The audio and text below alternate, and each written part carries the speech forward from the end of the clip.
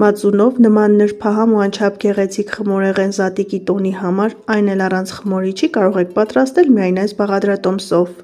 Մածունի վրա լցնում ենք սոդան, մի լավ խառնում ենք, որպեսզի սոդան ակտիվանա և զանգվածը փրփրի, և մի կողմ ենք դնում։ Մեկ այլ տարայի մեջ ձեռքի հարիչով խառնում ենք ձուն և շաքարավազը։ Այստեղ ավելացնում ենք նաև փրփրած մածունը, 1 թեյի գդալ վանիլային շաքարավազ և հալեցրած կարագը։ Այս տոնական թխուկը կարող եք պատրաստել չամիչով, չհալվող շոկոլադով, ջրերով կամ ընդեղենով, վերցրեք այն, ինչ կա ձեռքի տակ։ Ես օգտագործում եմ չհալվող շոկոլադ, կարելի է վերցնել շոկոլադե սալիկ, մանրացնել և լցնել խմորի մեջ, համայն ոչ մի տարբերություն։ Ավելացնում ենք ալյուրը, պետք է ստացվի թույլ խմոր։ Կարող եք թխել ցանկացած տարայի մեջ, ես վերցրել եմ սիլիկոնե ձևաման։ Դնում ենք նախապես 180 աշճան տաքացված ջեռոցը, թխվում է 35-ից 40 րոպեի ընթացքում։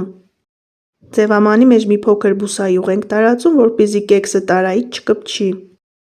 Այդ ընթացքում ժամանակ չենք կորցնում, պատրաստում ենք սպիտակ ջնարակ զարդարելու համար։ Մեկ ձվի սպիտակուցը հարում ենք 3-ից 4 րոպե, վրան ավելացնում ենք շաքարի փոշի և թարմ կիտրոնի հյութ, և վերջ, ջնարակը պատրաստ է։